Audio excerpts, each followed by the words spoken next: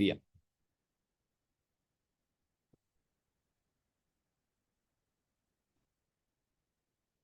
തൻ്റെ സ്വരൂപത്തിലും സാദൃശ്യത്തിലും നമ്മെ സൃഷ്ടിച്ച തൻ്റെ ഏകജാതനായ പുത്രനെ നാം എല്ലാവരുടെയും പാപങ്ങൾക്ക് പരിഹാരമായിട്ട് അയച്ചു തന്ന പിതാവായ ദൈവത്തെ ഞാൻ സ്തുതിക്കുന്നു, വാഴ്ത്തുന്നു.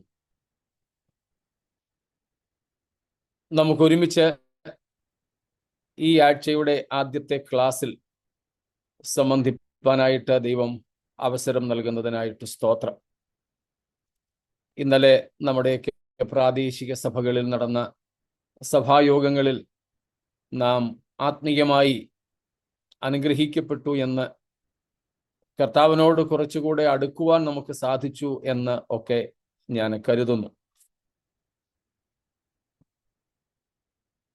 ദൈവം നമ്മെ വരുന്ന നാളുകളിലും ആ അവസ്ഥകളിലൂടെ കൊണ്ടുപോകട്ടെ എന്ന് ദൈവത്തോട് പ്രാർത്ഥിക്കുന്നു. നാം ദൈവത്തിൻ്റെ വചനത്തിലേക്ക് ശ്രദ്ധ കൊണ്ടുപോവുകയാണ്. വെളിപ്പാട് പുസ്തകം 20-ാം അധ്യായത്തിൻ്റെ 4 മുതലുള്ള വാക്യങ്ങളാണല്ലോ നമ്മുടെ ചിന്താവിഷയം. പ്രത്യേകിച്ച് അതിൻ്റെ 4-ാമത്തെ വാക്യത്തിൽ നമ്മൾ കഴിഞ്ഞ ദിവസങ്ങളിലായിട്ട് കണ്ടുകൊണ്ടിരുന്നത്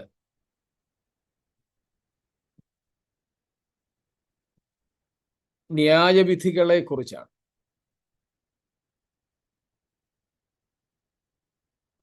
കർത്താവായ യേശു തൻ്റെ വിശുദ്ധ ദൂതന്മാരുമായി,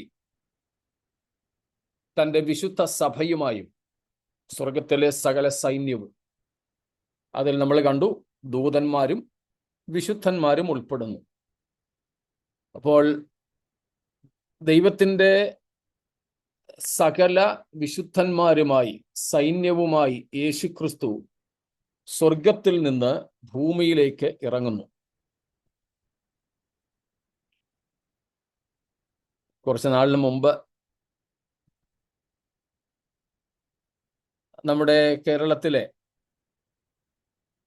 കേരളീയനാണ്, എന്നാൽ അദ്ദേഹത്തിൻ്റെ പ്രവർത്തന മേഖല ഉത്തരേന്ത്യയാണ്, ഒരു ഉത്തരേന്ത്യൻ സംസ്ഥാനത്തിൽ നടന്ന അവരുടെ സംഘടനയുടെ ജനറൽ കൺവെൻഷനിൽ വെച്ച് പറഞ്ഞതുപോലെ ആരും ചിന്തിക്കരുത്.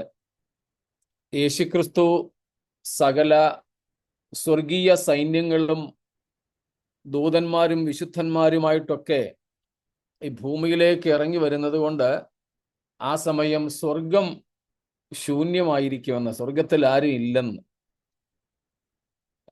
ആരും ധരിക്കരുത്. അദ്ദേഹം അങ്ങനെയായിരുന്നു അന്ന് അവിടെ പറഞ്ഞത്.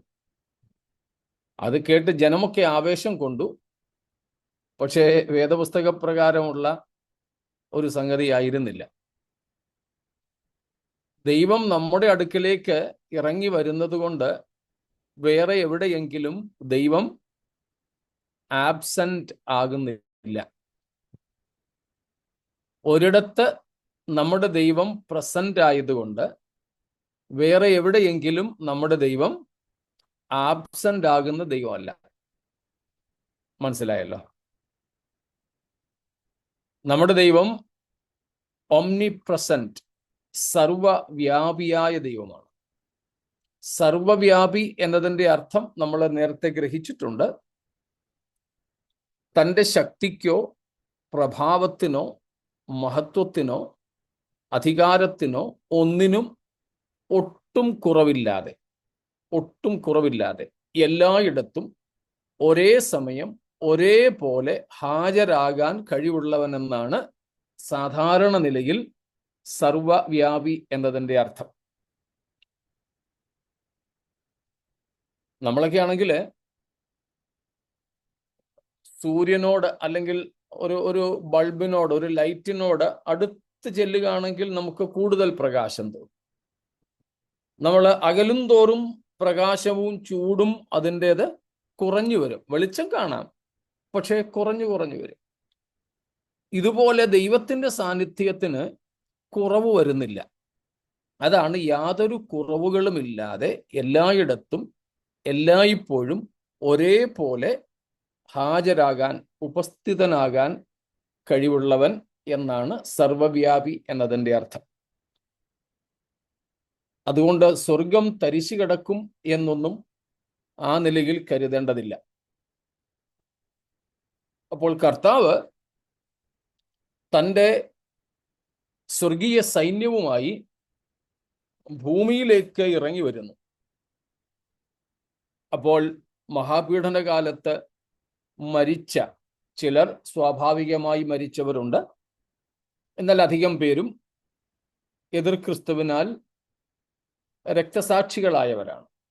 അങ്ങനെ മരിച്ചവരോ കൊല്ലപ്പെട്ടവരോ ആയ എല്ലാവരും ഉയർത്തെഴുന്നേൽക്കുന്നു. അവർ കർത്താവിനോടുകൂടെ 1000 ആണ്ട് വാഴുന്നു. അങ്ങനെ ഉയർത്തെഴുന്നേൽക്കപ്പെട്ടവർക്ക് ന്യായവിധിക്കുള്ള അധികാരം നൽകും. അവർ കർത്താവിനോട് കൂടെ ന്യായാധിപത്യം നടത്തുന്നു എന്നതാണ് നമ്മൾ ഈ ദിവസങ്ങളിൽ പഠിച്ചു വരുന്നത്. അങ്ങനെ ന്യായവിധികളെക്കുറിച്ച് നമ്മൾ പഠിച്ചു വരുമ്പോൾ കഴിഞ്ഞുപോയ ന്യായവിധികൾ പലതുണ്ട്. അത് പ്രീ ഹ്യൂമൻ വേൾഡ് തൊട്ട് മനുഷ്യനെ സൃഷ്ടിക്കുന്നതിന് മുമ്പുള്ള ലോകം മുതൽ ഉള്ള ന്യായവിധികൾ. അതിൻ്റെ ഏറ്റവും പ്രധാനമായ ന്യായവിധി നമ്മൾ കണ്ടത് യേശുക്രിസ്തുവിൻ്റെ ജഡത്തിൽ ദൈവം നിവർത്തിച്ച പാപത്തിൻ്റെ ശിക്ഷയാണ്. പിന്നീട് നമ്മൾ കണ്ടു ഇന്ന് നടന്നുകൊണ്ടിരിക്കുന്ന ന്യായവിധി സ്വയശോധനയും ബാലശിക്ഷയും. പിന്നെയുള്ളത് 5 ഭാവികാല ന്യായവിധികളാണ്. നമ്മളതിൽ 4 എണ്ണത്തെക്കുറിച്ച് പഠിച്ചു.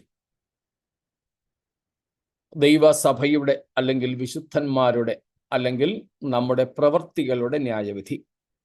2 ജീവിച്ചിരിക്കുന്ന ഇസ്രായേലിൻ്റെ ന്യായവിധി.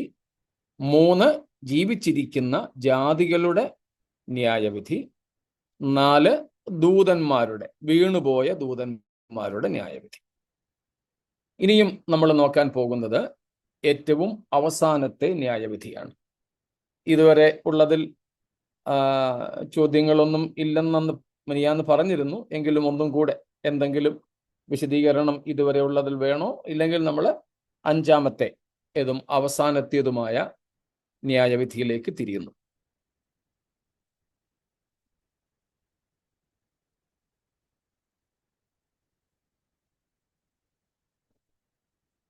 ഒന്നുമില്ല എങ്കിൽ ഒരു കാര്യവും കൂടെ അറിഞ്ഞിരിക്കട്ടെ. ഈ ദൂതന്മാരുടെ ന്യായവിധിയിൽ സാത്താന്റെ ന്യായവിധിയും ഉൾപ്പെടും. അതെല്ലാം കൂടെ ഒരുമിച്ച് ചേർത്താണ് നമ്മൾ വീണുപോയ ദൂതന്മാരുടെ വിധി എന്ന് പറയുന്നത്. അതിൽ ഏറ്റവും പ്രധാനപ്പെട്ട ന്യായവിധി സാത്താന്റെ ന്യായവിധിയാണ്. അതാണ് നമ്മൾ വെളിപ്പാട് പുസ്തകം 20-ാം അധ്യായത്തിൻ്റെ 7 മുതൽ 10 വരെയുള്ള വാക്യങ്ങളിൽ കാണുന്നത്. 7 മുതൽ 10 വരെയുള്ള വാക്യങ്ങൾ ഒന്ന് വായിച്ച ആ ഭാഗം വിടാം. 1000 ആണ്ട് കഴിയുമ്പോഴോ സാത്താനെ തടവിൽ നിന്ന് അഴിച്ചുവിടും. അവൻ ഭൂമിയുടെ 4 ദിക്കിലുമുള്ള ജാതികളായി സംഖ്യയിൽ കടൽപ്പുറത്ത് മണൽ പോലെയുള്ള ഗോഗ്, മാഗോഗ് എന്നിവരെ യുദ്ധത്തിനായി കൂട്ടിച്ചേർക്കേണ്ടതിന് വശീകരിക്കാൻ പുറപ്പെടും. അവർ ഭൂമിയിൽ പരക്കെ ചെന്ന് വിശുദ്ധന്മാരുടെ പാളയത്തെയും പ്രിയ നഗരത്തെയും വളയും. എന്നാൽ ആകാശത്തുനിന്ന് തീ ഇറങ്ങി അവരെ ദഹിപ്പിച്ച് കളയും. അവരെ വഞ്ചിച്ച പിശാചിനെ മൃഗവും കള്ളപ്രവാചകനും കിടക്കുന്ന ഗന്ധക തീപ്പൊയ്യിലേക്ക് തള്ളിയിടും. അവർ എന്നേക്കും രാപകൽ ദണ്ഡനം സഹിക്കേണ്ടി വരും. നമ്മൾ ഈ ഗോഗ് മാഗോഗ് യുദ്ധത്തെക്കുറിച്ച് കണ്ടതാണ്. ഭാവിയിൽ നടക്കുവാനിരിക്കുന്ന പ്രധാനപ്പെട്ട 2 യുദ്ധങ്ങൾ. 3 എണ്ണത്തെപ്പറ്റി നമ്മൾ കണ്ടു. എന്നാൽ വെളിപ്പാട് പുസ്തകത്തിന്റെ അടിസ്ഥാനത്തിൽ 2 യുദ്ധങ്ങൾ, മറ്റൊന്ന് യഹസ്കേൽ പ്രവചനത്തിൽ നിന്നും നമ്മൾ കാണുകയുണ്ടായി. അതിൽ ഏറ്റവും ഒടുവിലത്തെ യുദ്ധമാണ് ഇവിടെ പരാമർശിച്ചിരിക്കുന്ന ഗോഗ് മാഗോഗ് യുദ്ധം. അത് യേശുക്രിസ്തുവിന്റെ 1000 ആണ്ട് വാഴ്ചയ്ക്ക് ശേഷമാണ് സംഭവിക്കുന്നത്. സാത്താനെ ആ 1000 ആണ്ട് അഗാധകൂപത്തിൽ ബന്ധിച്ചിരിക്കുകയായിരിക്കും. അപ്പോൾ സാത്താൻ ഇല്ലാത്ത ഒരു ലോകത്തിലാണ് യേശുക്രിസ്തു 1000 ആണ്ട് ഭരിക്കുന്നത്. എന്നാൽ സാത്താൻ ഇല്ലാത്തതുകൊണ്ട് പാപം ചെയ്യാതിരുന്നവരെയും കൊണ്ട് നിത്യതയിലേക്ക് പോകുവാൻ ദൈവത്തിന് പദ്ധതിയില്ല. അതുകൊണ്ട് ഒരു അവസാന ശ്രമം എന്ന നിലയിൽ സാത്താനെ യേശുക്രിസ്തുവിന്റെ 1000 ആണ്ട് വാഴ്ചയ്ക്ക് ശേഷം അല്പകാലത്തേക്ക്, അതെത്ര കാലമാണെന്ന് നമുക്കറിയില്ല, ഏതായാലും ഒരു ചുരുങ്ങിയ കാലയളവിലേക്കെന്ന് മനസ്സിലാക്കാം, അഴിച്ചുവിടും.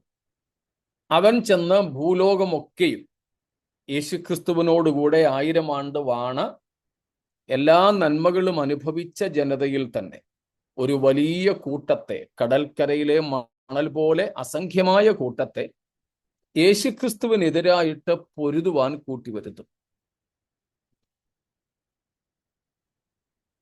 എന്നാൽ നാം അവിടെ കണ്ടു, യുദ്ധത്തിന് ഒരുങ്ങി നിൽക്കുന്ന സമയത്ത് തന്നെ ആകാശത്ത് നിന്ന് തീയിറങ്ങി അന്ന് ക്രിസ്തുവിനെതിരെ പടപൊരുതാൻ വരുന്ന മനുഷ്യരെയെല്ലാം ദഹിപ്പിച്ചു കളയും. അവരെ എല്ലാവരെയും ഒറ്റ നിമിഷം കൊണ്ട്.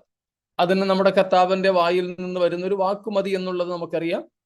ഇനി ഒരു വാക്കുപോലും വേണ്ട, കർത്താവ് മനസ്സിൽ ആഗ്രഹിച്ചാൽ മാത്രം മതി എന്നുള്ളതും നമ്മൾ പഠിച്ചിട്ടുണ്ട്. പിന്നെ ശേഷിക്കുന്നത് സാക്ഷാൽ സാത്താനാണ്. സാത്താന്യ തൃത്വത്തിലെ 2 പേരെ 19-ാം അധ്യായത്തിന്റെ അവസാന വാക്യങ്ങളിൽ തന്നെ അഗ്നിപ്പൊയ്കയിലേക്ക്, തീപ്പൊയ്കയിലേക്ക് തള്ളിയിട്ടു. അവിടേക്ക് തന്നെ ഈ സാത്താനെയും അന്തിമമായി ഈ അന്തിമ യുദ്ധത്തിൽ കർത്താവ് തോൽപ്പിച്ച് ആ പൊയ്കയിലേക്ക് തള്ളിയിടുകയാണ്. അക്കൂട്ടത്തിൽ അവനോടുകൂടെ ഇനി എത്രയധികം ദൂതന്മാരുണ്ടോ, അവന്റെ കിങ്കരന്മാരുണ്ടോ, അവരെല്ലാവരും ഉൾപ്പെടും. അപ്പോൾ വീണുപോയ ദൂതന്മാരുടെ ന്യായവിധിയിൽ ഏറ്റവും പ്രധാനപ്പെട്ടത് സാത്താന്റെ ന്യായവിധിയാണ്. സാത്താന്റെ ന്യായവിധി നടത്തുന്നത് നമ്മുടെ കർത്താവ് തന്നെയാണ്. അതിന് വേറെ ആരെയും ഏൽപ്പിച്ചിട്ടില്ല. കർത്താവ് തന്നെ അവനെ തീപ്പൊയ്കയിലേക്ക് തള്ളിയിടുകയാണ്. അവിടെ അവൻ രാപ്പകൽ ദണ്ഡനം അനുഭവിക്കേണ്ടി വരും. അതിൽ നിന്ന് അവന് മോചനമില്ല. ഇത് നിത്യശിക്ഷയാണ്. Eternal condemnation, eternal condemnation. ഈ നിത്യശിക്ഷാവിധിയിലേക്ക് സാത്താനും അവന്റെ കൂട്ടരും പ്രവേശിക്കുന്നു. ഇതായിരുന്നു നമ്മൾ ഭാവികാല ന്യായവിധികളിൽ 4-മതായിട്ട് കണ്ടത്.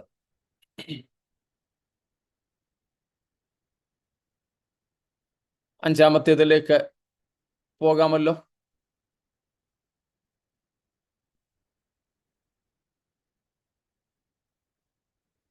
ശരി, മറ്റ് ചോദ്യങ്ങളൊന്നുമില്ലെങ്കിൽ ഏറ്റവും അവസാനത്തെ ന്യായവിധിയിലേക്ക് നമ്മൾ പോവുകയാണ്. അതാണ് 5-മത്തെ ന്യായവിധി. അതിലേക്ക് പോകുന്നതിന് മുമ്പ് മറ്റൊരു ചിന്ത കൂടെ നിങ്ങളോട് പങ്കുവയ്ക്കാം.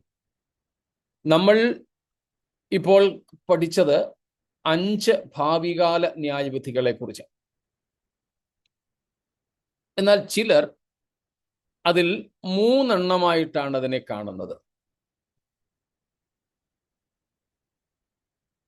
ജീവിച്ചിരിക്കുന്ന ജാതികളുടെ, അല്ലെങ്കിൽ മത്തായി 25-ാം അധ്യായം 31 മുതൽ ഉള്ള വാക്യങ്ങളിൽ നമ്മൾ കാണുന്ന തേജസ്സിന്റെ സിംഹാസന ന്യായവിധി, പിന്നെ വിശുദ്ധന്മാരുടെ പ്രവർത്തികളുടെ ന്യായവിധി, പിന്നെ ഏറ്റവും ഒടുവിലായിട്ട് ഈ വെള്ളസിംഹാസന ന്യായവിധി.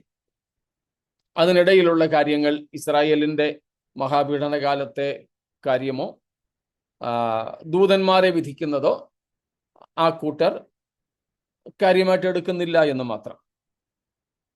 അതുകൊണ്ട് ചിലർ നമ്മൾ പഠിക്കുന്ന ഈ 5 ന്യായവിധികൾക്ക് പകരം 3 എന്നാണ് പഠിക്കുന്നത്. ആ 3 കാര്യം ഞാൻ പറഞ്ഞു. വേറെ ചിലരുണ്ട് ഈ 3 ചിന്തിക്കുന്നില്ല. ആകെക്കൂടെ ഇനിയും ഭാവിയിൽ ഒറ്റ ന്യായവിധിയേ ഉള്ളൂ. അത് നമ്മളിപ്പോൾ പഠിക്കാൻ പോകുന്ന വെള്ളസിംഹാസന ന്യായവിധിയാണ്. ആ വെള്ളസിംഹാസന ന്യായവിധിയിൽ തന്നെയാണ് ദൈവം ബാക്കി എല്ലാ ന്യായവിധികളും നടത്തുന്നതെന്ന് ആ കൂട്ടർ കരുതുന്നു. മനസ്സിലായോ? അപ്പോൾ വ്യത്യാസം ഒരു കാര്യത്തിലേ ഉള്ളൂ. ന്യായവിധിയുടെ നിഷേധമില്ല. ന്യായവിധി ഇല്ലെന്ന് അവർ പറയുന്നില്ല, അല്ലെങ്കിൽ വിശ്വസിക്കുന്നില്ല. ന്യായവിധി ഉണ്ട്. അത് വ്യത്യസ്ത സമയങ്ങളിലായിട്ട് ആണെന്നവർ കരുതുന്നില്ല. എല്ലാം ഒരുമിച്ചാണെന്ന് മാത്രം കരുതുന്നു. അടിസ്ഥാനപരമായ രക്ഷയെ ബാധിക്കുന്ന തരത്തിലെ പിശകൊന്നും അതിനകത്തിലില്ല. ന്യായവിധി ഉണ്ട് എന്ന്, വിശുദ്ധന്മാർക്ക് പ്രതിഫലമുണ്ട് എന്നും അവർ വിശ്വസിക്കുകയും പഠിപ്പിക്കുകയും ചെയ്യുന്നു. എന്നാൽ അതെല്ലാം ഒരേ സമയത്താണെന്ന് മാത്രം അവർ കരുതുന്നു, അല്ലെ തെറ്റിദ്ധരിക്കുന്നു എന്നേ ഉള്ളൂ. നമ്മൾ കുറെ കൂടെ തിരുവഴുത്തിൻ്റെ ഭാഗങ്ങളെ വിശകലനം ചെയ്ത് പഠിക്കുവാൻ ശ്രമിച്ചത്. അതുകൊണ്ട് അങ്ങനത്തെ ചില അഭിപ്രായങ്ങൾ കേട്ടാലും നിങ്ങൾ ആശങ്കപ്പെടരുത് എന്നതിന് ഞാനിതൊരു അറിവിന് വേണ്ടി ഓർപ്പിച്ചു എന്നേ ഉള്ളൂ. എന്നാൽ ന്യായവിധിയെ നിഷേധിക്കുന്ന കൂട്ടരുണ്ട് കേട്ടോ. ന്യായവിധിയെ നിഷേധിക്കുന്ന കൂട്ടരുണ്ട്. ഇപ്പോൾ തന്നെ മലയാളികളിൽ തന്നെ പാസ്റ്റർമാരായിരുന്നവർ പിന്മാറിപ്പോയിട്ട് വേറെ ദുരുപദേശ സംഘടനകൾ ഉണ്ടാക്കി യൂണിവേഴ്സാലിസം, സകല മനുഷ്യരുടെയും രക്ഷ, സാർവത്രിക രക്ഷ, ആഗോള വ്യാപക രക്ഷ എന്നൊക്കെയുള്ള പേരിൽ ദുരുപദേശം പഠിപ്പിക്കുന്നവർ നമ്മുടെ ഇടയിൽ തന്നെ ഉണ്ട്. ഇന്റർനെറ്റിലും സോഷ്യൽ മീഡിയകളിലൊക്കെ ധാരാളം അതിൻ്റെ അതിപ്രസരങ്ങളുണ്ട്. ആവർത്തിച്ച് അത് തന്നെയാണ് അവർ പറയുന്നത്. യെസ്, അതിലൊരു പ്രധാന ആള് ഗ്ലോറിയസ് ഗോസ്പൽ എന്നൊക്കെ പറഞ്ഞുകൊണ്ട് പഠിപ്പിക്കുന്ന ഒരു സംഘമാണ്. അതുപോലെയുള്ള വേറെ സംഗതികളുണ്ട്, വേറെ ആൾക്കാരുമുണ്ട്. അതിൽ പ്രധാനികൾ ഇവരാണ്. തേജസ്സുള്ള സുവിശേഷം, പേര് കേട്ടാൽ നല്ല സുന്ദരമായ പേര്. പക്ഷേ അവര് പഠിപ്പിക്കുന്നത് നേരെ തിരിച്ചുള്ള കാര്യങ്ങളാണ്. നേരെ തിരിച്ചുള്ളതാണ്. അവര് പറയുന്നത് കരുണാമയനായ ദൈവത്തിന് മനുഷ്യരെ, തൻ്റെ സൃഷ്ടികളെ ശിക്ഷിക്കാൻ കഴിയത്തില്ല. അവർ പറയുന്ന മറ്റൊരു ആശയം, സകല മനുഷ്യരുടെയും ശിക്ഷ യേശുവിൻ്റെ മേൽ ആക്കി. അതുകൊണ്ട് ഒരു കുറ്റത്തിന് 2 ശിക്ഷ ഇല്ല. ഒരു കുറ്റത്തിന് 2 ശിക്ഷയില്ല. യേശു ഓൾറെഡി സകല മനുഷ്യന്റെയും പാപത്തിന്റെ ശിക്ഷ ഏറ്റെടുത്തു. അതുകൊണ്ട് ഇനിയും വേറെ ആരും ശിക്ഷ ഏൽക്കേണ്ടതില്ല. തിരുവെഴുത്തത് പഠിപ്പിക്കുന്നു, നമ്മളും അത് വിശ്വസിക്കുകയും പഠിപ്പിക്കുകയും ചെയ്യുന്നു. വ്യത്യാസം എന്താ? ആ രക്ഷ സ്വായത്തമാക്കണമെങ്കിൽ ഓരോരുത്തരും വ്യക്തിപരമായി തങ്ങളുടെ പാപങ്ങളിൽ നിന്ന് മാനസാന്തരപ്പെടുകയും യേശുക്രിസ്തുവിൽ വ്യക്തിപരമായി വിശ്വസിക്കുകയും യേശുക്രിസ്തുവിനെ വ്യക്തിജീവിതത്തിലേക്ക് കർത്താവായിട്ട് കൈക്കൊള്ളുകയും വേണം. ഇല്ലെങ്കിൽ യേശുക്രിസ്തു ക്രൂശിൽ നമ്മുടെ പാപത്തിന്റെ ശിക്ഷ ഏറ്റത് വിശ്വസിക്കാത്ത ഒരുവന് ആപ്ലിക്കബിൾ അല്ല. അവന്റെ ജീവിതത്തിൽ അത് പ്രാവർത്തികമാകില്ല. വ്യത്യാസം മനസ്സിലാവുന്നുണ്ടല്ലോ? അവർ പറഞ്ഞു പിടിപ്പിക്കുമ്പോൾ നമുക്ക് ശരിയായിട്ട് തോന്നും, ശരിയാണല്ലോ, യേശു സകല മനുഷ്യരുടെയും പാപത്തിന്റെ ശിക്ഷ ഏറ്റെടുത്തല്ലോ. ഏറ്റെടുത്തു, ഒരു സംശയമില്ല. അതുകൊണ്ട് ക്രിസ്തു യേശുവിൽ ഉള്ളവർക്ക് ഇനി ഒരു ശിക്ഷാവിധിയും ഇല്ല. ക്രിസ്തുയേശുവിൽ ആകാത്തവർ ഇപ്പോഴും ആ ശിക്ഷാവിധിയിൽ തന്നെ അഥവാ മരണത്തിൽ തന്നെ കഴിയുന്നു. അപ്പോൾ യൂണിവേഴ്സാലിസം, രക്ഷയുടെ സാർവത്രികത എന്ന പേരിലാണ് അവരതിനെ വിളിക്കുന്നത്. പേരും ശരിയാ, രക്ഷ സാർവത്രികമാണ്. Salvation is universal. Redemption is universal, no doubt at all. Jesus died for the whole universe. Nobody is excluded from God's eternal salvation plan. ദൈവത്തിൻ്റെ നിത്യരക്ഷാ പദ്ധതിയിൽ നിന്നും തള്ളപ്പെട്ടിട്ടുള്ള ഒരു പീപ്പിൾ ഗ്രൂപ്പുമില്ല, ഒരു ഗോത്രവുമില്ല, ഒരു മനുഷ്യവർഗവുമില്ല. മനുഷ്യവർഗത്തിൽപ്പെട്ട ഏവർക്കും വേണ്ടിയാണ് യേശു ക്രൂശിൽ മരിച്ചത്. സകലരെയും വീണ്ടെടുക്കാനാണ് ദൈവം രക്ഷാപദ്ധതി ഒരുക്കിയത്. ശരിയാ. ദൈവം കരുണാമയനാണ്. ശരിയാ. ദൈവം സ്നേഹനിധിയാണ്. 100% ശരിയാ. ദൈവത്തിൻ്റെ സ്നേഹവും കരുണയും സ്വഭാവങ്ങളും നിത്യമാണ്. 100% ശരി. സ്തോത്രം. കാരണം ദൈവം നിത്യനായതുകൊണ്ട് ദൈവത്തിൻ്റെ ആട്രിബ്യൂട്ട്സ്, ദൈവത്തിൻ്റെ സ്വഭാവങ്ങളും നിത്യം തന്നെ. ദൈവത്തിൻ്റെ ഉദാഹരണത്തിന് കരുണ നിത്യമാണ്. നാം തിരുവെഴുത്തിൽ വായിക്കുന്നു, യഹോവ നല്ലവനല്ലോ, അവന്റെ ദയ അല്ലെങ്കിൽ കരുണ എന്നേക്കുമുള്ളത്. നിത്യസ്നേഹം കൊണ്ട് ഞാൻ നിന്നെ സ്നേഹിച്ചു. നമ്മൾ പഠിച്ചിട്ടുണ്ട്, ദൈവത്തിൻ്റെ ദയ നിത്യമാണ് ആസ് ആൻ ആട്രിബ്യൂട്ട്. പക്ഷേ വ്യക്തികളോടുള്ള ദയ ഓരോ വ്യക്തിയോടുമുള്ള ബന്ധത്തിൽ സമയബന്ധിതമാണ്. നമ്മൾ പഠിച്ചിട്ടുള്ള കാര്യമാണ്, ഓർക്കുന്നുണ്ടായിരിക്കുമല്ലോ. God's mercy, His kindness, His benevolence, all His attributes are eternal in nature. No doubt at all, because God is eternal. And therefore, His characteristics, His nature, all are eternal. But personally, God's mercy has limitations in relation with each and every person. Each and every person. വ്യക്തികളോടുള്ള ബന്ധത്തിൽ ദൈവത്തിൻ്റെ ദയയ്ക്ക് പരിധിയുണ്ട്. ആ പരിധിക്കകം എന്ത് ചെയ്യണം? മാനസാന്തരപ്പെടണം. ദൈവത്തിൻ്റെ കൃപ അനന്തമാണ്. അതുകൊണ്ടാ പൗലോസ് ചോദിക്കുന്നത്, കൃപ പെരുകേണ്ടതിന് പാപം ചെയ്തുകൊണ്ടിരിക്കുകയെന്നോ? ഒരു നാളും അരുത്.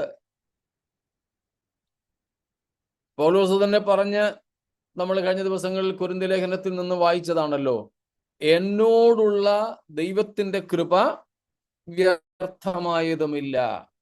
അപ്പോൾ ഓരോരുത്തരോടുമുള്ള ദൈവത്തിൻ്റെ കൃപയെ വേണമെങ്കിൽ അവരവർക്ക് വ്യർത്ഥമാക്കാം.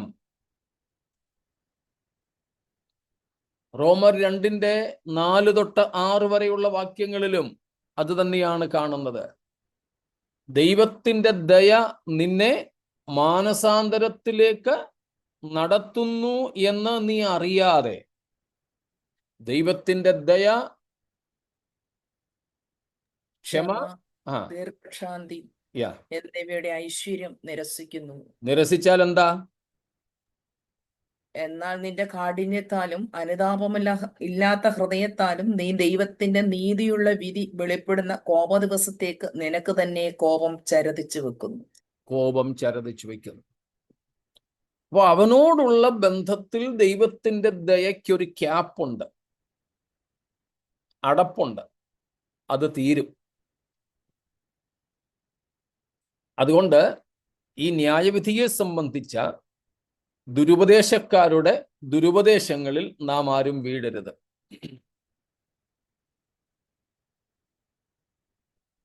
നിത്യശിക്ഷാവിധിയാണെന്ന് അവർ വിശ്വസിക്കുന്നില്ല. ശിക്ഷാവിധി ഉണ്ടെന്ന് തന്നെ വിശ്വസിക്കാത്തവരുണ്ട്.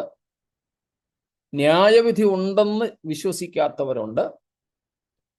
പക്ഷേ നാം വേദപുസ്തകം പറയുന്നത് അങ്ങനെയേ വിശ്വസിക്കുകയാണ്. ആവർത്തിച്ച് പല സ്ഥലത്തും ഈ ന്യായവിധിയെക്കുറിച്ച് പറയുന്നുണ്ട്. അതിലെ പ്രധാന ഭാഗത്തേക്ക് നാം വരികയാണ്. ഇത്രയും പറഞ്ഞ കാര്യങ്ങൾ മുഖവരിയായി പറഞ്ഞതിൽ എന്തെങ്കിലും ചോദ്യങ്ങളുണ്ടോ?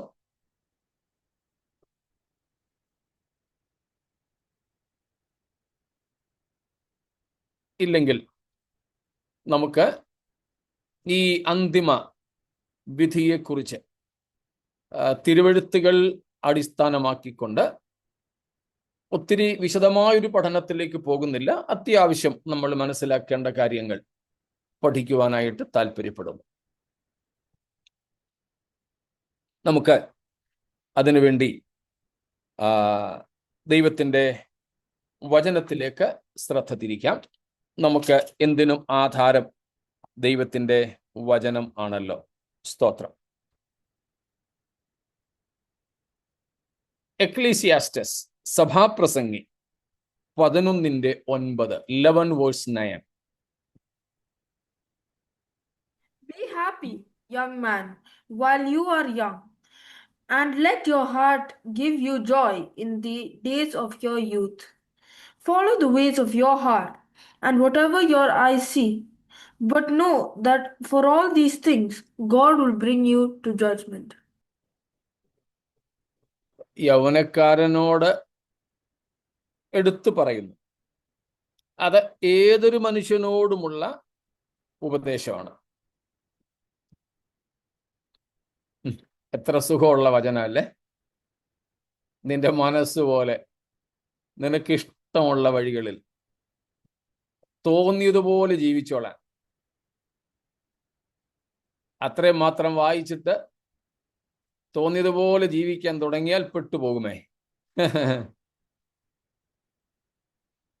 അതിൻ്റെ കൺക്ലൂഷൻ, അതിൻ്റെ ഒടുവിലായിട്ട് ശലോമോൻ പറയുന്നു, എന്നാൽ നീ ഒരു കാര്യം അറിഞ്ഞുകൊള്ളണം. എന്താ? ഇവ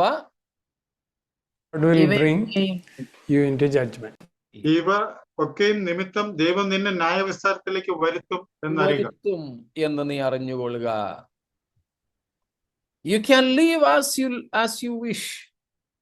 You are free to live as your mind says, your body says. You are free. ഇഷ്ടമുള്ള പോലെ ജീവിച്ചോ.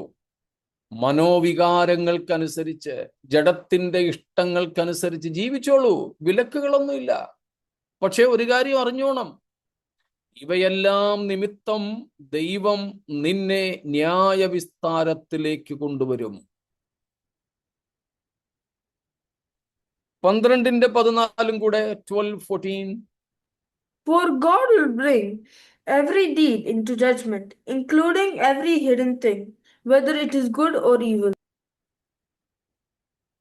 അവിടെയും ശലോമോൻ പറയുകയാണ്, 13-ാമത്തെ വാക്യം വരെ പറഞ്ഞു.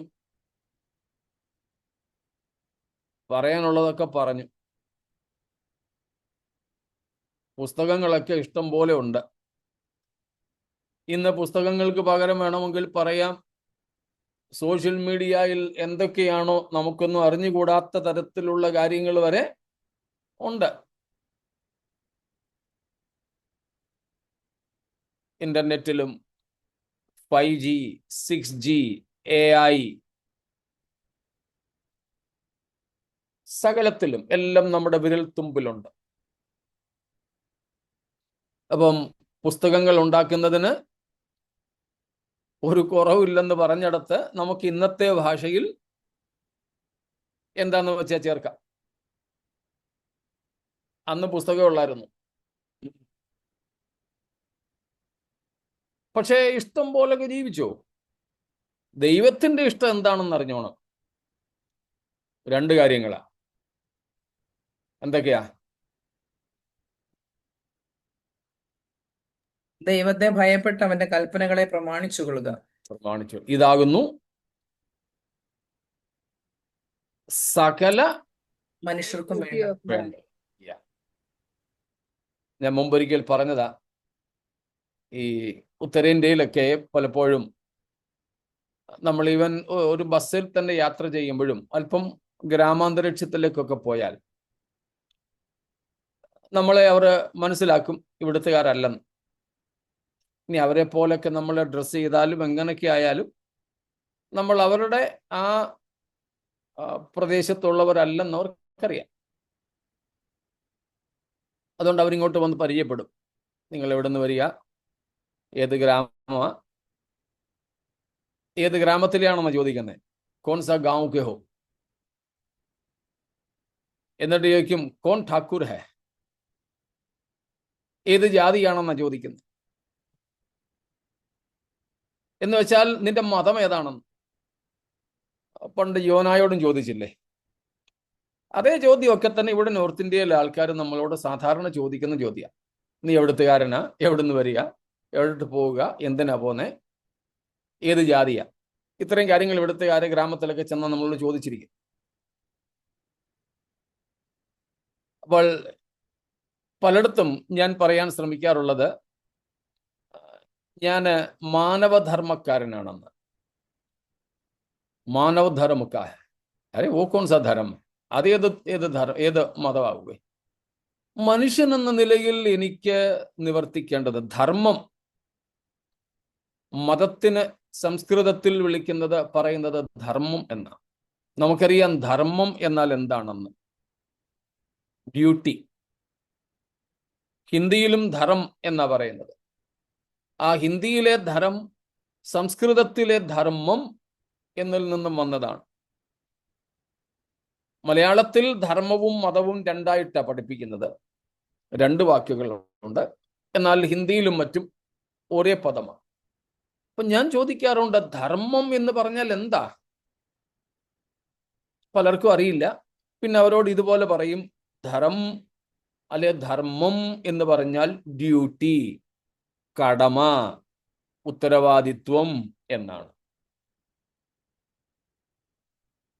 ഉത്തരവാദിത്വം. അപ്പോ മനുഷ്യധർമ്മം എന്ന് പറഞ്ഞാൽ ഞാൻ ഒരു മനുഷ്യനായിരിക്കെ എന്താണോ എൻ്റെ കടമ അതാണ്.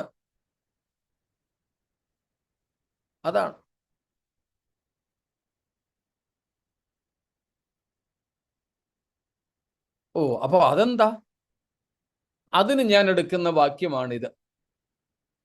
12, 13, 14 വാക്യങ്ങൾ, വിശേഷിച്ച് 13 എല്ലാം നിങ്ങളെ പറഞ്ഞു കേൾപ്പിച്ചിരിക്കുന്നു. ഇനി എന്താ വേണ്ടത്? ദൈവത്തെ ഭയപ്പെടുക, ദൈവത്തിന്റെ കൽപ്പനകളെ അനുസരിക്കുക.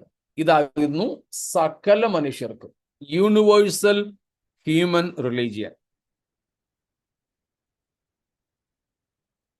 യഹി മനുഷ്യ കാ സമ്പൂർണ്ണ കർത്തവ്യ ഹൈ. സകല മനുഷ്യർക്കും വേണ്ടുന്നത്. ഏത് ജാതി മതത്തിൽപ്പെട്ടവർക്കും ഏത് ഭാഷക്കാർക്കും. അപ്പോൾ ദൈവത്തെ ഭയപ്പെടണം. അങ്ങനെയാണെങ്കിൽ ദൈവം ആരാണെന്ന് അറിയണം. അതിൽ നിന്ന് നമുക്ക് ദൈവം ആരാണെന്ന് പറഞ്ഞു കൊടുക്കാം. ദൈവത്തെ ഭയപ്പെടുക എന്ന് പറഞ്ഞാൽ എന്താണ്, എന്തല്ല, അവന്റെ കൽപ്പനകൾ അനുസരിക്കുക. അവന്റെ കൽപ്പന എന്താണെന്ന് നമുക്ക് പറഞ്ഞു കൊടുക്കാം. അങ്ങനെ ഈ ചോദ്യം ചോദിക്കുന്നവരോട് ഈ നിലയിൽ കർത്താവിനെ കുറിച്ച് പറയാറുണ്ട്. അത് ഇടയ്ക്ക് കയറി എന്ന് പറഞ്ഞേ ഉള്ളൂ, നമ്മൾ മടങ്ങി വരുന്നു. അതൊക്കെ പറഞ്ഞിട്ട് ശലോമോൻ പറയുകയാണ്, എന്താ പറഞ്ഞത്? ദൈവം നല്ലതും തീയതുമായ സകല പ്രവൃത്തിയെയും സകല രഹസ്യങ്ങളുമായി ന്യായവിസ്താരത്തിലേക്ക് വരുത്തുമല്ലോ. സ്തോത്രം. സകല മനുഷ്യരുടെയും സകല പ്രവൃത്തികളെയും ദൈവം ന്യായവിസ്താരത്തിലേക്ക് വരുത്തും. അത് നല്ലതായാലും തീയതായാലും, രഹസ്യമായാലും പരസ്യമായാലും. അതും നമ്മൾ വിശുദ്ധന്മാരുടെ ന്യായവിധിയുമായി ബന്ധപ്പെട്ട് പഠിച്ച കാര്യമാണ്. അതുകൊണ്ട് ഇവിടെ ആവർത്തിക്കേണ്ടതില്ലല്ലോ. 1 കൊരിന്ത്യർ നമ്മൾ 4-ാം അധ്യായത്തിന്റെ 3 മുതൽക്കുള്ള വാക്യങ്ങളിൽ നിന്നും കണ്ടിരുന്നു. ദൈവം ഇരുട്ടത്തിരിക്കുന്നത് വെളിച്ചത്താക്കും. 2, മനുഷ്യരുടെ ഹൃദയത്തിന്റെ ആലോചനകളെയും വെളിപ്പെടുത്തും. അപ്പോൾ സകല രഹസ്യങ്ങളെയും പരസ്യങ്ങളെയും എല്ലാ ന്യായവിധിയിലുമുള്ളതായത്. ഇത് എല്ലാ ന്യായവിധിയിലുമുള്ള ഒരു പൊതു തത്വമായി നമ്മൾ പഠിച്ചു. സകല രഹസ്യങ്ങളെയും വെളിപ്പെടുത്തും. ആരുടെയും ഒരു രഹസ്യവും മറഞ്ഞിരിക്കില്ല.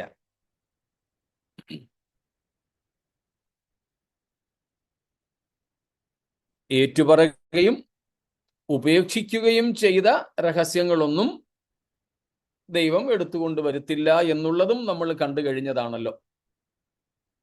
ഏറ്റുപറയാത്തതും ഉപേക്ഷിക്കാത്തതും പരിഹാരം കണ്ടിട്ടില്ലാത്തതുമായ സകല രഹസ്യങ്ങളെയും കർത്താവ് ന്യായവിസ്താരത്തിൽ കൊണ്ടുവരും. അന്ന് ദൈവത്തിൽ നിന്ന് ചിലർക്ക് പുകഴ്ച ലഭിക്കുമ്പോൾ മറ്റ് ചിലർക്ക് ഇകഴ്ച ലഭിക്കുന്ന കാര്യവും നമ്മൾ കണ്ടു. അപ്പോൾ ഇവിടെ ന്യായവിധിയെക്കുറിച്ച് വ്യക്തതയോടെ ശലോമോൻ പറഞ്ഞിരിക്കുന്നു. ഇഷ്ടം പോലെ ജീവിച്ചോളുക, പക്ഷേ ന്യായവിധിയുണ്ട്. ഞങ്ങള് ബൈബിൾ സ്കൂളിലൊക്കെ പഠിക്കുന്ന സമയത്തും നാട്ടില് പരിസയോഗമൊക്കെ നടത്തുമ്പോഴും മുദ്രാവാക്യം വിളിച്ചുകൊണ്ട് പോകുമായിരുന്നു. അതിൽ ഒരു മുദ്രാവാക്യം ഇങ്ങനെയായിരുന്നു: പട്ടു പുതച്ചു വസിച്ചാലും മരിച്ചു പോമെന്നോർത്തോണം, മരിച്ച ശേഷം ന്യായവിധി ഉടനെ ഉണ്ടെന്നോർത്തോണം. സകല മനുഷ്യർക്കും ന്യായവിധി ദൈവം നിയമിച്ചിരിക്കുന്നു. ഹീബ്രൂസ് 9 ലാസ്റ്റ് വേഴ്സ്, 27 എബ്രായർ 9:27. ഒരിക്കൽ മരിക്കുകയും പിന്നെ ന്യായവിധിയും മനുഷ്യർക്ക് നിയമിച്ചിരിക്കുന്നു. ഒരിക്കൽ മരിക്കുക, പിന്നെ ന്യായവിധി സകല മനുഷ്യർക്കും നിയമിച്ചിരിക്കുന്നു. സ്തോത്രം. ഒരു വാക്യവും കൂടെ, അപ്പോസ്തലപ്രവൃത്തികൾ 17:30, 17:30 ആക്ട്സ്. എന്നാൽ അറിയായ്മയുടെ കാലങ്ങളെ ദൈവം ലക്ഷ്യമാക്കാതെ ഇപ്പോൾ എല്ലായിടത്തും എല്ലാവരും മാനസാന്തരപ്പെടണമെന്ന് മനുഷ്യരോട് കൽപ്പിക്കുന്നു. കാരണം അടുത്ത വാക്യം, താൻ നിയമിച്ച പുരുഷൻ മുഖാന്തരം ലോകത്തെ നീതിയിൽ ന്യായം വിധിപ്പാൻ അവൻ ഒരു ദിവസത്തെ നിശ്ചയിച്ചു. അവനെ മരിച്ചവരിൽ നിന്ന് ഉയർത്തെഴുന്നേൽപ്പിച്ചതിനാൽ എല്ലാവർക്കും അതിന്റെ ഉറപ്പ് നൽകിയുമിരിക്കുന്നു. സ്തോത്രം. നമ്മൾ നേരത്തെ ഒന്ന് പറഞ്ഞു വിട്ട കാര്യം ആവർത്തിക്കുന്നതിൽ ക്ഷമിക്കണം. ഡിവൈൻ അപ്പോയിന്റ്മെന്റ്സ്, ദൈവിക നിയമനങ്ങൾ. അതിൽ ഒരു നിയമനമാണ് നമ്മളിവിടെ കാണുന്നത്. ഒന്നല്ല, അതുമായിട്ട് ബന്ധപ്പെട്ട ഒന്നിലധികമുണ്ട്. ഒന്ന്, എബ്രായ ലേഖനം പറഞ്ഞു, മരണം. Death is appointed. It's unchangeable appointment. ആർക്കും തിരുത്താൻ കഴിയാത്ത, ആർക്കും റദ്ദാക്കാൻ, ക്യാൻസലാക്കാൻ കഴിയാത്ത ദൈവത്തിന്റെ നിയമനമാണ് മരണം. 2, ജഡ്ജ്മെന്റ്, ന്യായവിധി. ആ ന്യായവിധിയെക്കുറിച്ച് പറയുമ്പോൾ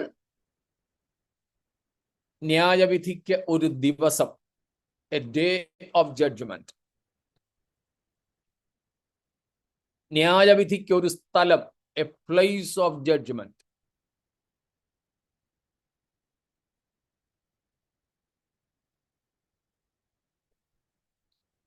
ആ ദിവസം എന്നുള്ളിടത്ത് ടൈം ഓഫ് ജഡ്ജ്മെന്റ് എന്നും കൂടെ വേണമെങ്കിൽ ചേർക്കാം. ന്യായവിധിയുടെ സമയം. പിന്നെ ന്യായാധിപനെ നിയമിച്ചിരിക്കുന്നു, അപ്പോയിന്റ്മെന്റ് ഓഫ് ദ ജഡ്ജ്. അപ്പോൾ മരണം, ന്യായവിധി, ന്യായവിധിയുടെ ദിവസം, ന്യായവിധിയുടെ സമയം, ന്യായവിധിയുടെ സ്ഥലം, ന്യായാധിപൻ. ഇതെല്ലാം ദൈവത്തിന്റെ മാറ്റിക്കൂടാത്ത, അല്ലെങ്കിൽ മാറിക്കൂടാത്ത നിത്യ നിയമനങ്ങളിൽ പെടുന്നതാണ്. ഇതിനകത്ത് ജാതിയില്ല, മതമില്ല, സ്ത്രീ പുരുഷ വ്യത്യാസമില്ല, വർഗ വർണ്ണ ഭാഷ സംസ്കാര വ്യത്യാസങ്ങളൊന്നുമില്ല.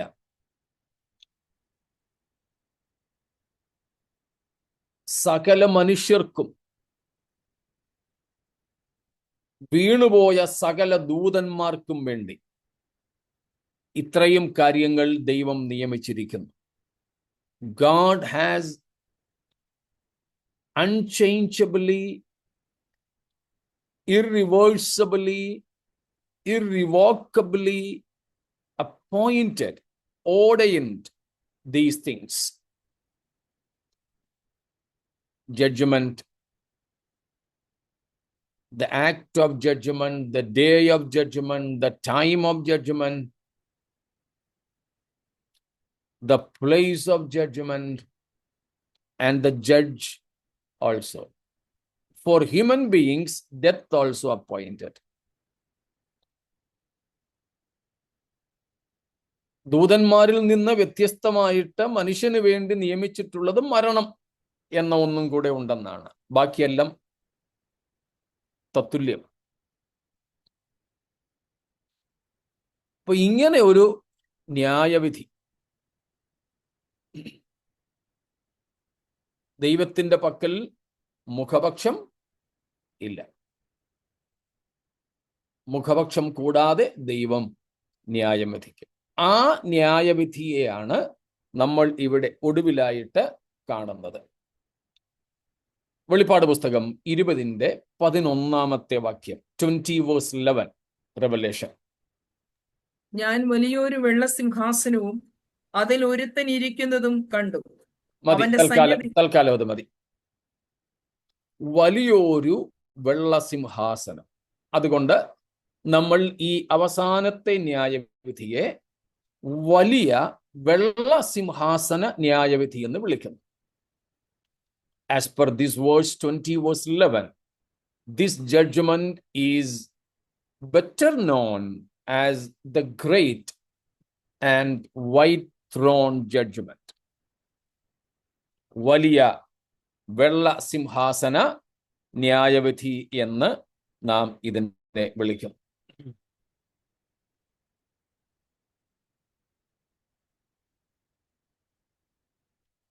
ഇനി അടുത്തത് വായിച്ചാട്ടെ. കണ്ടിന്യൂ. അവന്റെ സന്നിധിയിൽ നിന്ന് ഭൂമിയും ആകാശവും ഓടിപ്പോയി, അവയെ പിന്നെ കണ്ടില്ല. മരിച്ചവർ ആബാലവൃദ്ധം സിംഹാസനത്തിന് മുമ്പിൽ നിൽക്കുന്നതും കണ്ടു. അതുകൊണ്ട് നമ്മൾ ഈ ന്യായവിധിയെ വിളിക്കുന്നു മരിച്ചവരുടെ ന്യായവിധി, the judgment of the dead. ഇതിൽ മരിക്കാത്ത ഒരുത്തനും ന്യായവിധിക്കായിട്ട് വരുന്നില്ല. അതുകൊണ്ട് തന്നെ ഈ ന്യായവിധിയെ മരിച്ചവരുടെ ന്യായവിധി എന്ന് വിളിക്കുന്നു.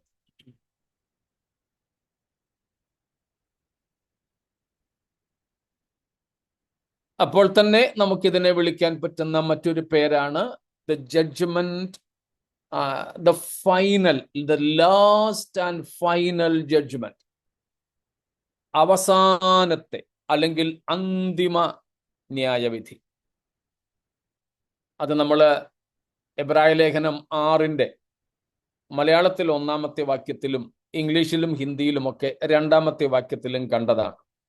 6 അടിസ്ഥാന ഉപദേശങ്ങളെക്കുറിച്ച് Hebrews 6:1 and 2 അവിടെ ഫണ്ടമെന്റൽ ഡോക്ട്രിൻസിനെ കുറിച്ച് അപ്പോസ്തലൻ പറയുമ്പോൾ 6 ഉപദേശങ്ങളെക്കുറിച്ച് പറയുന്നുണ്ട്. ആ 6 6-ാമത്തേതാണ് എന്ത്? നിത്യശിക്ഷാവിധി. നിത്യ ശിക്ഷാവിധി എന്ന് വിളിക്കുന്നത്. അപ്പോൾ ഇറ്റേണൽ കണ്ടംനേഷൻ, ഇംഗ്ലീഷിൽ എങ്ങനെ? ഇറ്റേണൽ ജഡ്ജ്മെന്റ് ആണോ? Eternal judgment. Eternal eternal judgment. Judgement. Okay, eternal judgement. അപ്പം ഇതിനെ ഇങ്ങനെ നിത്യശിക്ഷാവിധി എന്ന് വിളിക്കാം, അന്ത്യ ന്യായവിധി എന്ന് വിളിക്കാം, ലാസ്റ്റ് ആൻഡ് ഫൈനൽ ജഡ്ജ്മെന്റ്. കാരണം ഇതിനു ശേഷം പിന്നെ ഒരു ന്യായവിധി ഇല്ല, ഇത് അവസാനത്തേത്. അതുകൊണ്ട് ഇത് അന്തിമ വിധിയാണ്. അന്തിമ വിധിയാണ്. അന്തിമ വിധി എന്നുള്ളതും നമ്മൾ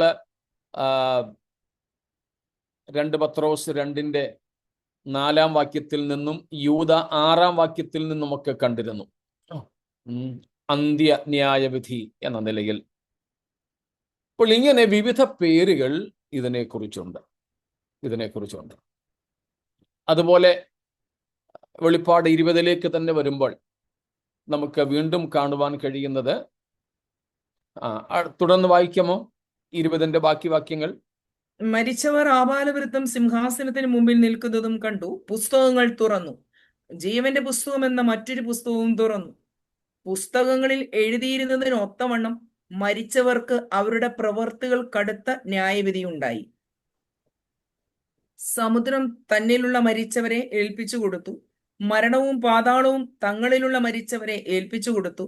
ഓരോരുത്തന് അവനവന്റെ പ്രവൃത്തികൾക്കടുത്ത വിധിയുണ്ടായി. മരണത്തെയും പാതാളത്തെയും തീപ്പൊയ്കയിൽ തള്ളിയിട്ടു. ഈ തീപ്പൊയ്ക 2-ാമത്തെ മരണം. ജീവപുസ്തകത്തിൽ പേരെഴുതി കാണാത്ത ഏവനെയും തീപ്പൊയ്കയിൽ തള്ളിയിടും. സ്തോത്രം. അപ്പോൾ ഇവിടെ അടുത്തൊരു പേര് നമുക്ക് ലഭിക്കുന്നത് ജീവപുസ്തകത്തിൽ പേരെഴുതിയിട്ടില്ലാത്തവരുടെ ന്യായവിധി. Judgment of those whose names are not in the book of life. ജീവപുസ്തകത്തിൽ പേരെഴുതിയിട്ടില്ലാത്തവരുടെ ന്യായവിധി. അതുകൊണ്ട് നമുക്ക് ഈ ന്യായവിധിയെ ജഡ്ജ്മെന്റ് ഓഫ് ദ സിനേഴ്സ്, പാപികളുടെ ന്യായവിധി എന്ന് വിളിക്കാം. ജഡ്ജ്മെന്റ് ഓഫ് ദ വിക്കറ്റ്, ദുഷ്ടന്മാരുടെ ന്യായവിധി എന്ന് വിളിക്കാം.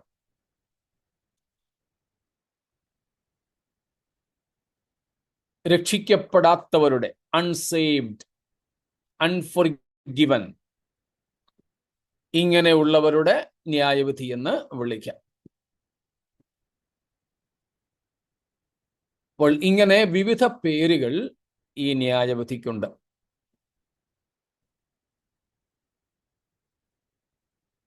ഇത്രയും വ്യക്തമായിരിക്കുമല്ലോ? എന്തെങ്കിലും വിശദീകരണം?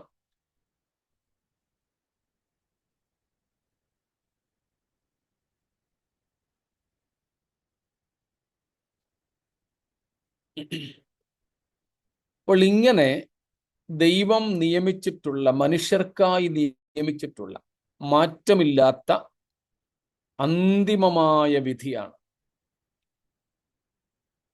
നാം ഇവിടെ കാണുന്നത്. സ്തോത്രം. ഇവിടെ നമ്മൾ ആദ്യത്തെ ന്യായവിധിയെക്കുറിച്ച് കണ്ടപ്പോൾ ഒരു താരതമ്യം നടത്തിയതും നിങ്ങൾക്ക് ഓർമ്മ കാണും. ക്രിസ്തുവിന്റെ ന്യായാസനത്തിലെ വിധിയെക്കുറിച്ച് നമ്മൾ പഠിച്ചിരുന്നു.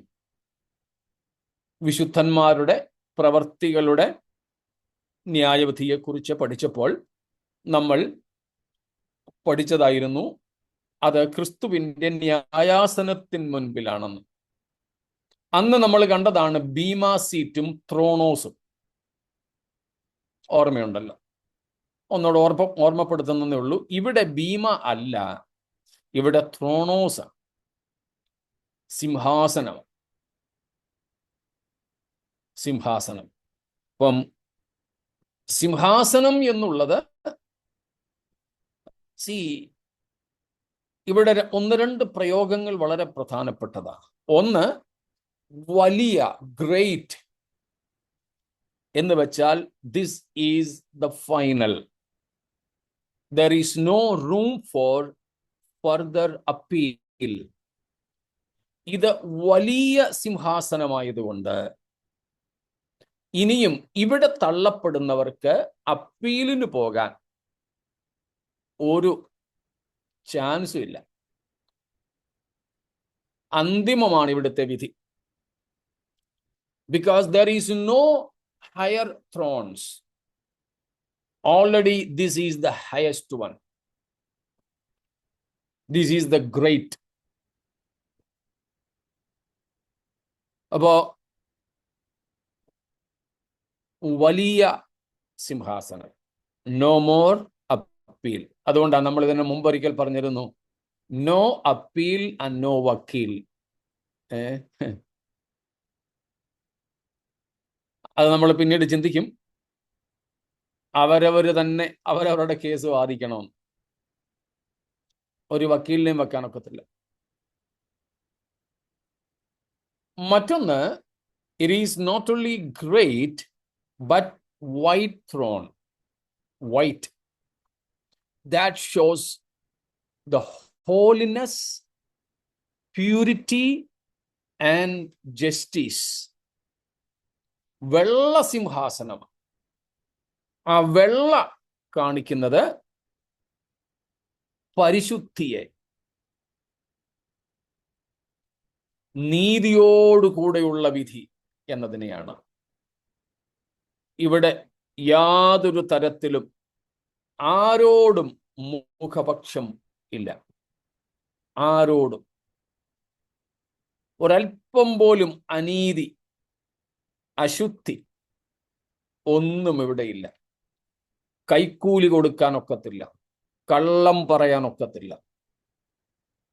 അപ്പോൾ ആ രണ്ട് പ്രയോഗങ്ങൾ തന്നെ ഈ ന്യായവിധിയുടെ പരമമായ അവസ്ഥയെ കാണിക്കുന്നു. വലിയ രണ്ട്, വെള്ള സിംഹാസനം.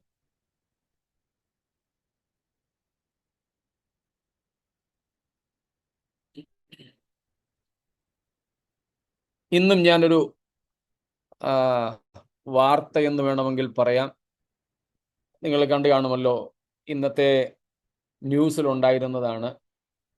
കേരളത്തിലെ ഒരു കന്യാസ്ത്രീ തൻ്റെ കന്യാസ്ത്രീ വസ്ത്രം ഉപേക്ഷിച്ചു, സാധാരണ ജോലിക്ക് പ്രവേശിച്ചു എന്ന് നിങ്ങൾ കണ്ടു കാണുമായിരിക്കും. A nun left her, what do you say, commitment, and she came back to her normal life. അതുമായി ബന്ധപ്പെട്ട ഒരു വിഷയത്തിലാണ് ഞാൻ ഇന്ന് കേട്ടത്. നിങ്ങൾക്കൊക്കെ അറിയാവുന്ന കാര്യമാണ് ബിഷപ്പ് ഫ്രാങ്കോയെ കുറിച്ച്. ജലന്ധറിലെ കത്തോലിക്ക ബിഷപ്പായിരുന്ന, ഇപ്പോഴും ബിഷപ്പ് എന്ന നിലയിൽ തന്നെ ഇയാൾ കത്തോലിക്ക സഭയിലുണ്ട്.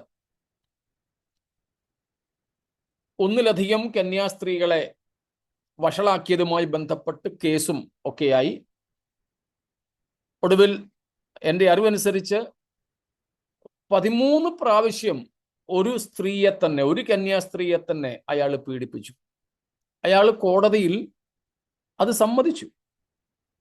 പക്ഷേ പറഞ്ഞത്, it was not by force but by mutual consent.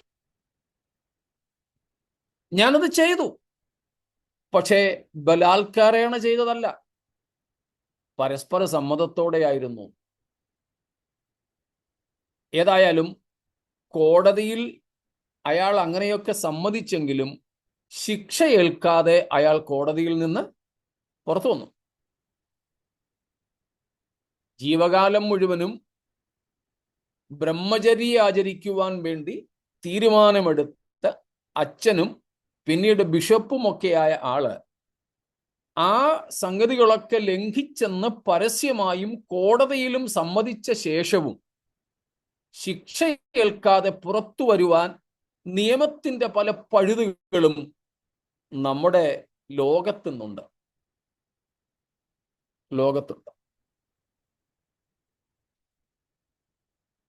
നമുക്കറിയാം, സുപ്രീം കോടതി ഉൾപ്പെടെയുള്ള പല കോടതികളിലും പ്രോസിക്യൂഷന് കേസ് തെളിയിക്കാൻ കഴിഞ്ഞില്ലെന്നും പറഞ്ഞ് കുറ്റവാളികളെ വെറുതെ വിടുന്നത്. അപ്പോൾ നമ്മുടെ ലോകത്തിലെ ഏതൊരു കോടതിയിലും എങ്ങനെയും രക്ഷപ്പെടുവാൻ ഏത് കുറ്റവാളിക്കും സാധിക്കും. അതിന് നിയമത്തിന്റെ പഴുതുകൾ തന്നെ ഉണ്ട്. ന്യായാധിപൻ അറിയാം ഇയാൾ കുറ്റക്കാരനാണ്, ഒരുപക്ഷെ വധശിക്ഷയ്ക്ക്, ക്യാപിറ്റൽ പണിഷ്മെന്റിന് ഇയാൾ യോഗ്യനാണെന്ന്. പക്ഷേ നിയമത്തിന്റെ പല പഴുതുകളും വെച്ച് മനസാക്ഷിയെ മരവിപ്പിച്ചുകൊണ്ട് അയാൾക്ക്, ആ ന്യായാധിപന് ഇങ്ങനെയുള്ള പലരെയും വിടേണ്ടതായിട്ട് വരും. എന്നാൽ ഇങ്ങനെ ഒന്നുമുള്ള പഴുതുകളിലൂടെ രക്ഷപ്പെടാൻ അനുവദിക്കാത്ത നീതിയുക്തമായ പരിശുദ്ധമായ ന്യായവിധിയാണ് ഈ വലിയ വെള്ളസിംഹാസനത്തിൽ നടക്കാൻ പോകുന്നത്. നമുക്ക് ആശ്വസിക്കുവാൻ, സന്തോഷിക്കുവാൻ ഒക്കെ വകയുള്ളതാണ്. നമ്മൾ പാട്ടിൽ പാടുന്നത് പോലെ, തിരുവെഴുത്ത് പറയുന്നത് പോലെ, ദുഷ്ടന്മാർക്കൊക്കെ ഇത് ഏറ്റവും ഭീതികരമാണ്, എന്നാൽ വിശുദ്ധന്മാർക്ക് ആനന്ദകരമാണ്. ഓർക്കുക, ഒരു വലിയ വെള്ളസിംഹാസന ന്യായവിധി വരുന്നു. എന്നാൽ നാം ക്രിസ്തുവിലാണെങ്കിൽ ഈ ന്യായവിധിക്ക് മുമ്പിൽ ചെന്ന് നിൽക്കേണ്ട ആവശ്യമില്ല. പകരം ആ ന്യായവിധിയിൽ നമ്മളും പ്രതിഫലം കിട്ടുന്നതിനനുസരിച്ച് ജൂറികളായി കർത്താവിനെ സഹായിക്കുന്ന ന്യായാധിപ സംഘത്തിൽ ഉൾപ്പെടും. 20:4 നമ്മൾ വായിച്ചതുപോലെ. മറ്റ് വിശദീകരണങ്ങളിലേക്ക് കർത്താവ് വന്നില്ലെങ്കിൽ നമുക്ക് നാളെ പ്രവേശിക്കാം. നമുക്ക് കർത്താവിൻ്റെ വരവിനായിട്ട് ഒരുങ്ങാം.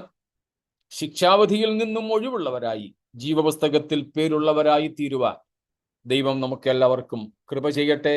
ദൈവം നമ്മെ അനുഗ്രഹിക്കുമാറാകട്ടെ.